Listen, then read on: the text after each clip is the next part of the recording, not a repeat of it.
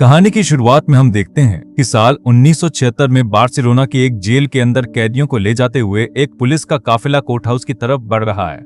इसी बीच जेल में जैक नाम के एक नए कैदी की एंट्री होती है। अपने बिल्कुल पहले ही दिन उसकी मुलाकात सैम नाम के एक युवा कैदी से होती है जो रो रहा होता है और जैक से एक सिगरेट मांगता है। इससे पहले कि सैम सिगरेट पीना खत्म भी कर पाता, एक गार्ड अचानक वहां आ धमकता है, उसे डांटता है और घसीटते हुए ले जाता है। अपनी सेल में भेजे जाने से पहले जैक और बाकी के नए कैदियों की बहुत ही सघन तलाशी ली जाती है ताकि ये पक्का किया जा सके कि वो कुछ छुपा नहीं रहे हैं। इसके बाद हर कैदी को पानी की एक बाल्टी दी जाती है जिसे दिन में सिर्फ एक ही बार भरा जा सकता था, और वो पानी नहाने के लिए नहीं बल्कि सिर्फ पीने के लिए था। कुछ दिनों बाद जैक को बहुत ज्यादा परेशानी होने लगती है क्योंकि उसे नहाने की इजाजत नहीं मिली थी। उसके पूरे शरीर पर असहनीय खुजली होने लगती है, इसलिए वो एक गार्ड के पास जाता है और खुद को साफ करने की परमिशन मांगता है। लेकिन गार्ड उसे समझाता है कि सभी नए कैदियों को शुरुआती 2 हफ्तों तक नहाने की सख्त मनाही है, और यही जैक की नई हकीकत थी। जेल नंबर 77 में उसका स्वागत होता है। नहाने के लिए पानी ना मिलने के बाद जैक के पास हैरी नाम का एक दूसरा कैदी आता है जिसकी ड्यूटी पूरे सेल ब्लॉक में खाना बांटने की थी। जैक की हालत देखकर हैरी को उस पर तरस आ जाता है और वो चुपके से उसे कुछ सिगरेट सरका देता है ताकि सलाखों के पीछे उसके शुरुआती दिनों का स्ट्रेस थोड़ा कम हो सके। अगले दिन जैक के लिए वो खुजली बर्दाश्त से बाहर हो जाती है।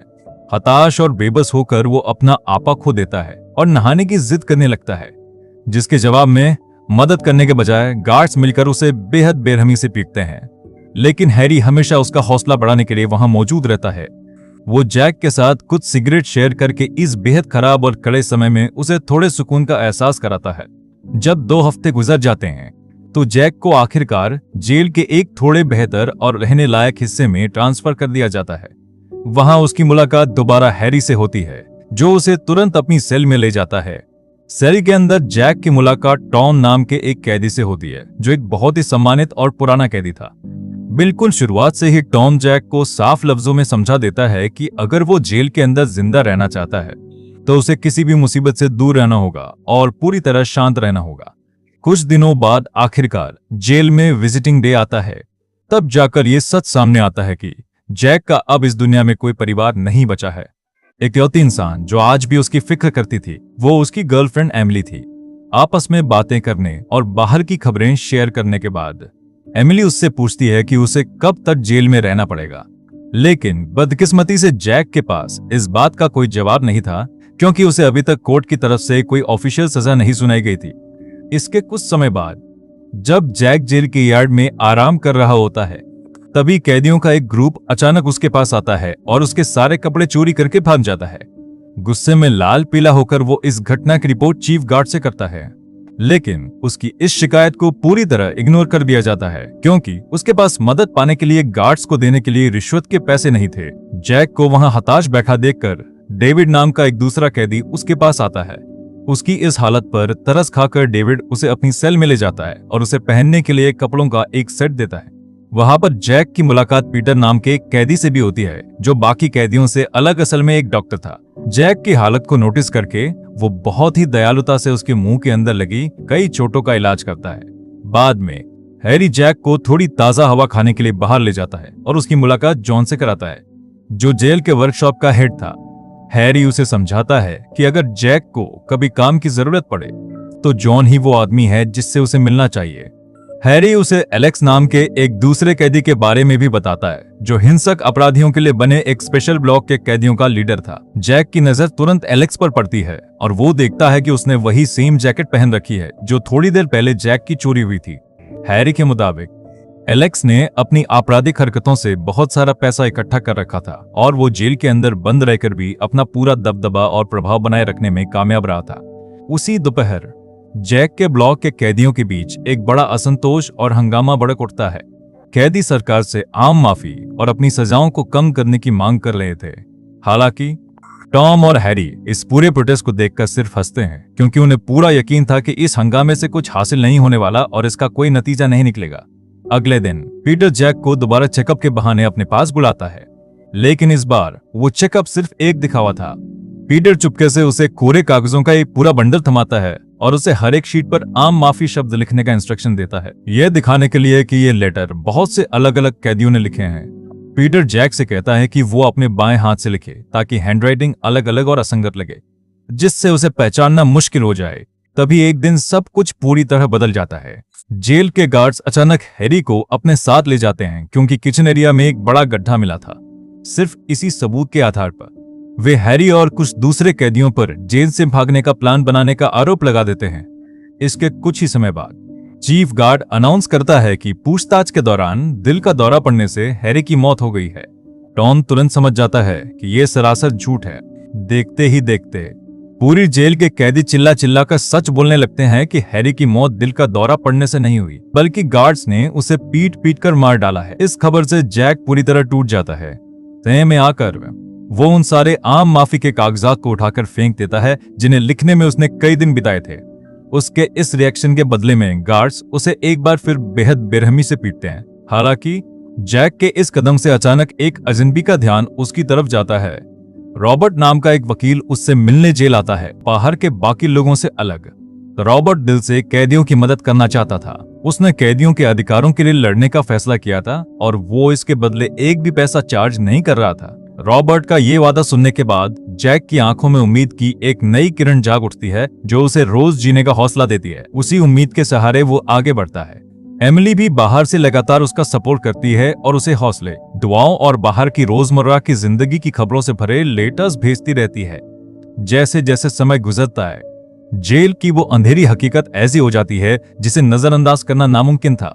रोज रात को गार्ड्स बिना किसी वजह के रैंडम तरीके से कैदियों को उठा ले जाते थे, भले ही उन्होंने कोई गलती न की हो। एक शाम वे जिसके लिए आते हैं वो वर्कशॉप का हेड जॉन था।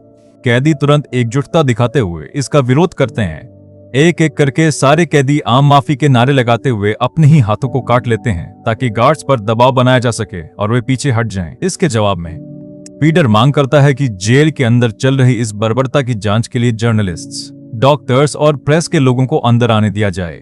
चीफ गार्ड साफ मना कर देता है, लेकिन ये मामला पहले ही बाहर का ध्यान खींच चुका था। जैसे ही घायल कैदियों का इलाज शुरू होता है, रिपोर्टर्स जेल के बाहर पहुंचने लगते हैं। पीटर और जैक इस मौके का पूरा फायदा उठाते हैं और अंदर के अपने अनुभवों को शेयर करते हैं, जिसके बाद उनके बयानों को पूरे देश के रेडियो स्टेशंस पर ब्रॉडकास्ट कर दिया जाता है। अगले दिन टॉम, जैक और पीटर उस स्पेशल सेल ब्लॉक में एलेक्स से मिलने जाते हैं। वहां जाने पर उन्हें पता चलता है कि सैम अब एलेक्स का चमचा बन चुका है। टॉम एलेक्स से गुजारिश करता है कि वो भी आम माफी के इस बढ़ते आंदोलन में उनका साथ दे। पहले तो एलेक्स साफ मना कर देता है क्योंकि उसने जेल के अंदर अपने लिए एक बहुत ही आरामदायक जिंदगी सेट कर रखी थी और वो उसे खतरे में नहीं डालना चाहता था। लेकिन टॉम की दिल से की गई अपील को सुनने के बाद वो आखिरकार उनका साथ देने के लिए तैयार हो जाता है। उनकी इस मीटिंग के कुछ ही समय बाद गार्ड्स अचानक टॉम और जैक की सेलों में धावा बोल देते हैं। उनके पास मौजूद हर एक सामान को बिना कोई वजह बताए जब्त कर लिया जाता है। हालात तब और खराब हो जाते हैं जब चीफ गार्ड अपने आदमियों को हुक्म देता है कि उनका सारा सामान सरेआम आग के हवाले कर दिया जाए। अगले दिन सुबह एक कैदी अचानक फर्श पर गिरकर बहुत ही हिंसक तरीके से तड़पने का नाटक करता है, लेकिन ये सब एक बड़े प्लान का हिस्सा था। उसका ये नाटक कामयाब रहता है और वो एक गार्ड पर हावी होकर उसे बंधक बना लेता है। जैसे ही ये होता है, बाकी के सारे कैदी भी एक साथ बगावत कर देते हैं और अंजाम की परवाह किए बिना सीधे जेल की छत पर चढ़ जाते हैं। हालात तेजी से बेकाबू हो जाते हैं, लेकिन उनका मकसद अभी भी वही था कि उनकी आम माफी की मांग को सरकार तक पहुंचाया जा सके। कैदियों के इस बड़े प्रोटेस्ट ने पूरे शहर का ध्यान अपनी तरफ खींच लिया और बाहर की पब्लिक का सपोर्ट भी कैदियों के लिए रोजाना मजबूत होने लगा। इस विद्रोह के बाद वकील रॉबर्ट तुरंत एक्टिव होता है और कोर्ट में होने वाली एक सुनवाई में शामिल होने के लिए कुछ कैदियों का नाम अरेंज करता है। पीटर और जैक तुरंत इसके लिए आगे आते हैं, लेकिन उनकी उम्मीदों पर तब पानी फिर जाता है जब एक कैदी को एक बहुत ही चौंकाने वाला सच पता चलता है कि जो जज उस सुनवाई की देखरेख करने वाला है वो असल में एक जेल का ही अधिकारी है जो एक नकली पहचान के सहारे वहां बैठा है। ये धोखा तुरंत सबके सामने आ जाता है, लेकिन जैक के साथ वहां सबसे बुरा बर्ताव किया जाता है। चूंकि अधिकारी उसे इस पूरे आंदोलन का मुख्य मास्टरमाइंड मान रहे थे, इसलिए जैक को बहुत ही खौफनाक और बर्बर टॉर्चर का सामना करना पड़ता है। कई दिनों तक एक अंधेरी काल कोठरी में बंद रखने के बाद पीटर और जैक को आखिरकार आजाद किया जाता है। लेकिन पीटर को गार्ड्स तुरंत किसी दूसरी जगह ले जाते हैं और साफ था कि वहां उसके साथ कुछ अच्छा नहीं होने वाला था। इसी बीच जैक को जेल के डायरेक्टर के सामने पेश किया जाता है और उसे जबरदस्ती एक ऐसे पेपर पर साइन करने के लिए मजबूर किया जाता है जिसके तहत उसे किसी दूसरी जेल में ट्रांसफर किया जा रहा था। उसे फैसला करने के लिए सिर्फ अगले दिन तक का समय दिया गया था। जब वो अपनी सेल में लौटता है तो टॉम की जुबानी उसकी जिंदगी का दर्दनाक सच सुनकर जैक की आंखों में आंसू आ जाते हैं। टॉम बचपन से ही बिना माता पिता के एक अनाथालय में पला बड़ा था। बड़ा होने पर उसे सिर्फ इसलिए जेल में डाल दिया गया क्योंकि उसने सरकार की पॉलिसियों की आलोचना की थी। उसकी कहानी को और भी ज्यादा दर्दनाक बनाने वाली बात यह थी कि वो अपनी जिंदगी के पूरे 30 साल सलाखों के पीछे गुजार चुका था। उसने अपनी पूरी जिंदगी में खुशी का स्वाद चखा ही नहीं था।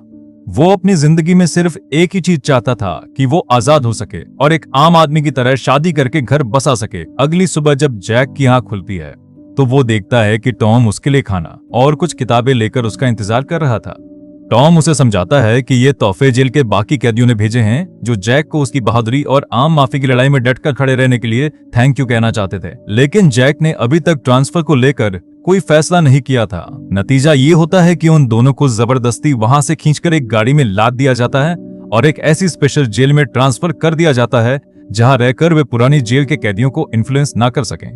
जैक जैसे ही उस नई जेल में कदम रखता है उसके साथ मारपीट और टॉर्चर का खेल दोबारा शुरू हो जाता है। इसके बाद जैक को एक बिल्कुल अंधेरी काल कोठरी में फेंक दिया जाता है। वहां उसे मजबूर किया जाता है कि वो अपने दोनों हाथों को हवा में एक कड़क पोजीशन में रखकर सीधे दीवार की तरफ मुंह करके खड़ा रहे। अगर कोई गार्ड आता और वो उसे किसी दूसरी पोजीशन में पाता तो उसकी बिना किसी रहम के दोबारा पिटाई की जाती थी। इस रोज रोज के टॉर्चर से बचने के लिए जैक के दिमाग में एक बहुत ही खतरनाक प्लान आता है। वो जानबूझकर लोहे का एक बोल्ट निगल लेता है ताकि वो बहुत बुरी तरह बीमार हो जाए और उसे जेल के अस्पताल ले जाया जा सके। जब वो डॉक्टर से मिलता है तो जैक तुरंत उससे टॉम की भी मदद करने की भीख मांगता है क्योंकि उसका वो दोस्त अभी भी उसी खौफनाक काल कोठरी में बंद था। जब डॉक्टर उन दोनों की हालत देखता है तो वो गार्ड्स से उनके पूरे शरीर पर बने उन गहरे घावों के निशानों को लेकर सवाल पूछता है। गार्ड्स तुरंत झूठ बोल देते हैं कि जैक और टॉम बहुत ही खतरनाक कैदी हैं जिनके साथ ऐसा ही सख्त बर्ताव करना जरूरी है। लेकिन जैक के इस खतरनाक स्टंट की उसे बड़ी कीमत चुकानी पड़ती है। बोल्ट निगलने के कारण उसे एक बड़े ऑपरेशन से गुजरना पड़ता है जिसका नतीजा ये होता है कि उसे और टॉम को अलग अलग कर दिया जाता है और उन्हें अंदाजा नहीं था कि वे दोबारा एक दूसरे को कब देख पाएंगे। ऑपरेशन से उबरने के बाद जैक को वापस उसी जेल में भेज दिया जाता है जहां वो तुरंत टॉम से मिलता है जो अब पहले से काफी बेहतर हालत में था। टॉम उसे एक बहुत ही अच्छी खबर देता है कि जेल के उसी डॉक्टर ने चुपके से वकील रॉबर्ट और उसकी टीम को सब सच बता दिया है कि उनके साथ क्या हुआ था और उन्हें कहां छिपाकर रखा गया है।